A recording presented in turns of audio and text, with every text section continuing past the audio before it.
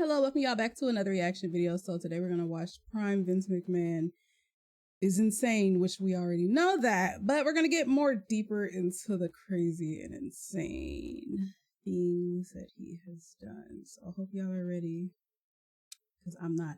So yeah, we're gonna watch this video. Let's go. Yo, what's up guys? It's your boy Pav, and before we get started, I'm happy to announce that today's video is brought to you by DraftKings. As we all know, it's going down this weekend in its feature presentation. Let's get straight into it.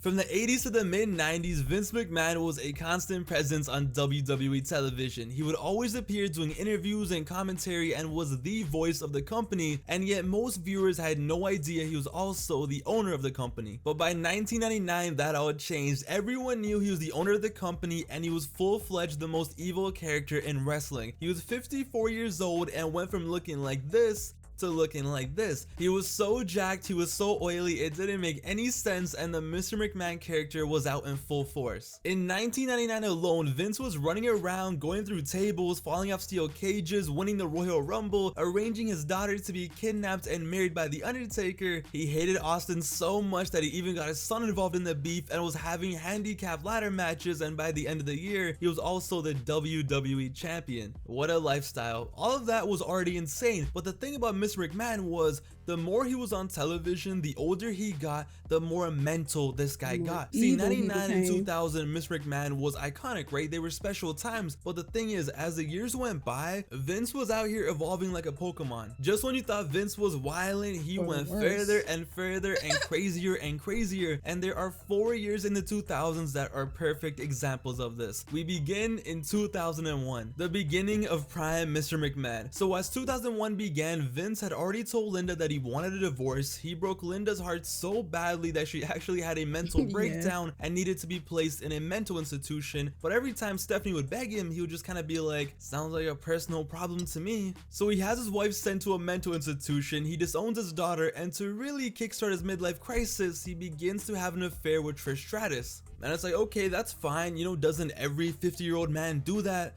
Well, yeah.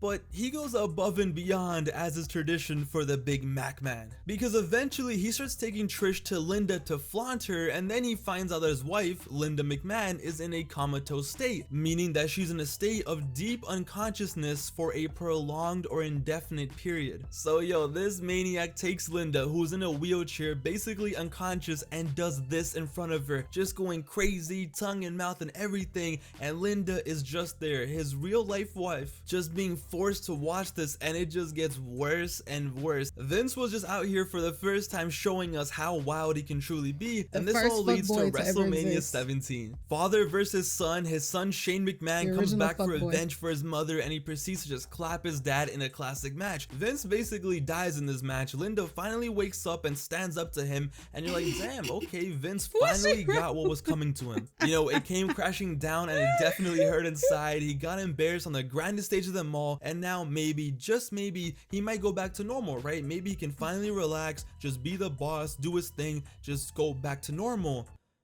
But no, no, because by the end of the year, he's in the ring having men kiss his ass on live television. That's a fetish. Bro, what the f? I never noticed how much Vince she did was an that. evil monster, just pushing the boundaries of what anyone would ever expect to see on a wrestling show. But the thing was, this was just the beginning. See, if you thought 2001 Vince was wild, ladies and gentlemen, I present to you 2003 Mr. McMahon. The year that Vince had beef with Hulk Hogan, the year he wanted to kill Hulkamania, the year he stabbed Hulk Hogan with a pen and then signed the contract in his blood. What a special year in the life of Vince McMahon this was. So in 03, Vince goes to WrestleMania jacked and oilier than ever, has a match with Hogan in where for some reason he jumps off a ladder through an announce table because apparently he's Jeff Hardy now, and then goes full horror movie mode for this iconic scene all in one match. But the problem was, he lost that match to Hogan. And this was the worst thing that could have ever happened to this man, because this is when he truly lost all of his marbles. And I think a lot of people forgot how insane 2003 Mr. McMahon truly was. So first he fires Hogan and tells him, "You're never allowed back here," and finally Vince is happy. He's relieved that he doesn't have to worry about Hogan anymore. But the problem was the next week Mr. America made his WWE debut, and for some reason, nobody knows why to this day, Vince had gone so crazy by then, he was so delusional that for some reason he thought Mr. America was Hulk Hogan. So he makes it his personal vendetta to embarrass Mr. America and prove to the world that he's Hulk Hogan. So he ends up taking a lie detector test with Mr. America to prove he's Hogan. But nah, according to the lie detector test, Mr. America isn't Hogan, and instead, well, we find this out. I am no pervert. And this just drives Vince crazier and crazier. So Mr. America ends up befriending a 20-year-old kid named Zach Gowen, who only has one leg. The poor kid had lost his leg at the age of 8 years old due to cancer, but Vince sees this and he makes it his mission to destroy this poor kid's life. The kid already only had one leg, but for Vince that was one too many. So first he challenges the kid to an arm wrestling match, right? And that's fine, that's normal, until you see Vince, and I'm telling you, he was even more jacked and oilier than ever. So he starts losing the arm wrestling match, and he ends up kicking the kid in the one leg that he does have, makes him leave the ring, and then starts mocking his limp. But yo, that was just the beginning, because every week Are you fucking serious? See, this is what I like. It's so wrong, but I like it. Oh wow. No, he did not kick his one leg and start limping like him. See, shit like this would be canceled today.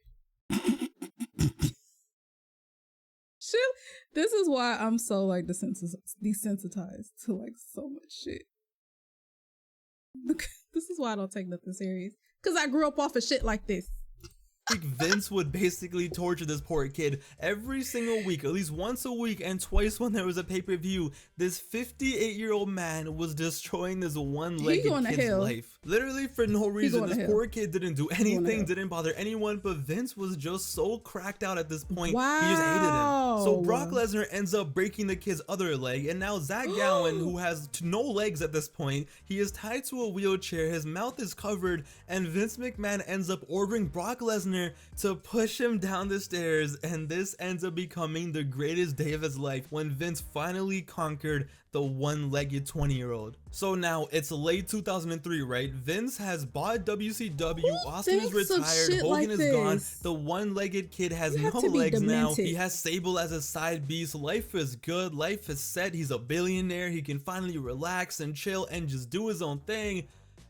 But nah, instead he has to go beef his own daughter on live pay-per-view. Yes, this was a real match that happened on pay-per-view. I would show clips, but I'm not trying to get demonetized. And it wasn't just a normal match. No, why would we keep it a normal match? They made it an I Quit match. Vince McMahon versus Stephanie McMahon, No Mercy 03, an I Quit match. And just to make it even better, they had Linda, so his wife and Stephanie's mom, watching at ringside, enjoying this 5-star classic masterpiece. Like, yo, it doesn't make any sense. There is nothing that Vince wouldn't do. There's nothing he wouldn't say, and this just shows that definitely there is nobody safe from the McMahon. At the end of the day, this was still the owner of the company. This was the same guy that was in charge of a billion-dollar company, who answered to stakeholders, who was the boss, and just happened to be doing this at the exact same time. He could do whatever he wanted in his own company, on his own television show, and this was the stuff that he wanted to do.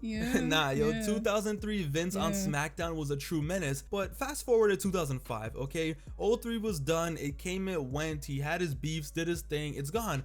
By 2005, Vince had finally calmed down a bit, to be honest. He was finally kind of normal now, and if anything, when he came out on TV, he wasn't really the evil boss. If anything, he was getting cheered by most of the fans. He was at this stage of his career where he can just be the boss, get some cheers and relax, and just settle down. Maybe 2001 and 2003 Vince was the past now. I mean, listen, by now, he was 60 years old, right? It makes sense. He had just tore both of his quads on live pay-per-view. Maybe it's time to just take it Kagome easy, shit. right off into the sunset. You had your fun, you know, respect.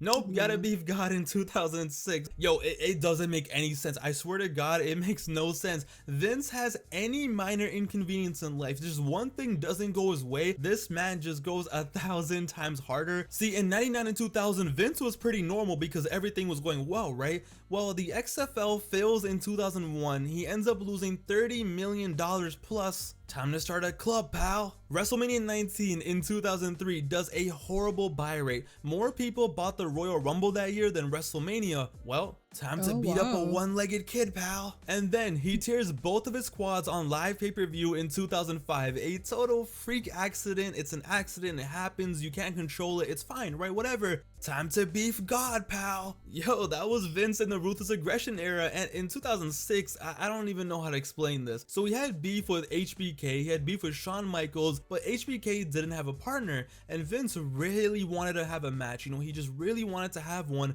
And he couldn't make it a 3-on-1 match. No, that's unfair. So being the kind, generous man that Vince is, he gave Shawn Michaels the greatest tag team partner they could possibly find. And look how nice Vince was. He even gave him a special entrance and everything. But at the end of the day, even that wasn't enough to stop the Big Mac Man. So for the rest of humanity, as long as the world exists, as long as the universe exists, as long as wrestling is a thing, in the wrestling history books, it will forever say this.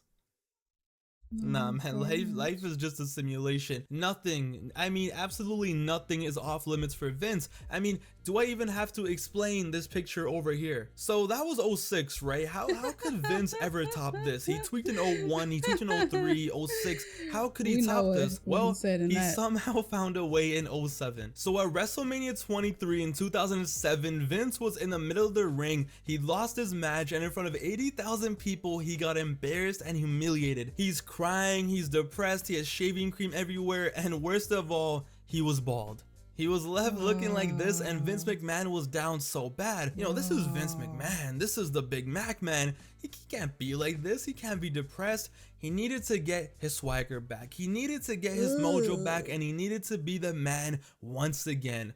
So what does he do? Well, he starts wearing a do-rag and becomes ECW champion and starts walking around thinking he's 2003 50 Cent. For some reason in 2007, Vince McMahon put on a do-rag, got superpowers, and the craziest part is, this is the happiest Mr. McMahon I have ever seen in my life on television. Yo, it turns out it wasn't the millions of dollars, it wasn't being the feds in court, it wasn't Trish, it wasn't Sable or his little club that he had on the side. All he needed to be happy in life was a do-rag and the ECW championship. Yo, he would just go around and be the biggest troll. The way he would walk, the way he would talk, the way he would dress. I mean, yo, just look at this. This was a fit that would make Cameron jealous. Nah, yo, 07 do-rag Vince was just that guy. Excuse me while I whip this out. He would say whatever he wanted, do whatever he wanted. He would go into ECW and just troll everyone. One time in the ring are all these former ECW champions, you know, these legends of the business, legends of the company, and RVD goes like, "You're making a mockery of the ECW championship." And Vince just goes like, "You're damn right I am." This was like the evil version of Prison Mike come to life. Do-rag Vince was in the cut. He had his own special handshakes now. He'd be doing some weird things with his hands, throwing up gang signs. This man loved the ECW championship and his do-rag more than he loved anything. He loved his do-rag and his championship more than he loved his own son. For 2 months, do-rag Vince was just a meme. I don't know how else to describe it. He was just the biggest meme. So Vince loved that championship more than he loved anything. So when he lost that belt, he was so depressed. He was so sad that the man forgot how to talk. He basically became Linda McMahon in 2001. So I guess karma is real. This man forgot how to talk, and he would just sit there in his rocking chair, just missing and crying, thinking about his ECW championship. This man was so depressed, he was down so bad that he faked his own death. I don't think anyone will ever forget being a kid and turning on Raw and watching, and this is just what they end up seeing. Nah, man, I'm done. I can't. Mr. McMahon, just insane. That is all I can say. Prime Mr. McMahon is without a doubt the most insane, the craziest, just the most mental character we have ever seen in wrestling. And of course, let's be real, is it really a character? No, not at all. But Vince, in those 4 years, in my opinion, in 01, 03, 06, and 07, we will never ever see a character like that ever again. And honestly, maybe for good reason. How was this even allowed in the first place? That's Yo, what this I'm was such a saying. crazy time to grow up, right? Like, we were For kids and we real. would tune in to watch wrestling, and this was a part of the presentation. This was the product. Like, this was normal. Every now and then Vince would just come back and it became the wild west. He would do whatever he wanted, say whatever he wanted. And yo, you knew when Vince was on TV and you were a kid, you were probably watching something that you shouldn't be watching. But once upon a time, this was normal. Yo, I swear, even though we ran down this, we saw the pictures, we saw the clips and everything, we talked about it, this still feels so surreal. Prime Mr. McMahon was just insane. That is the best way to put it. What a time it was to be alive. In the comments down below, let me know your personal wildest memory of Vince McMahon when you were watching back in the day. What was the one moment that just made your jaw go on the floor and you were just there like, yo, whoa, what is going on? But anyway, I hope you guys enjoyed. It's your boy Pav, aka Wrestling Ifs. I'll catch you guys on the next one soon. Yeah, I never really paid attention to how disgusting he was, only because like it was normal. It was entertaining, so it was like, oh, okay. But like as you age and you look back and you look at the shit that he has done,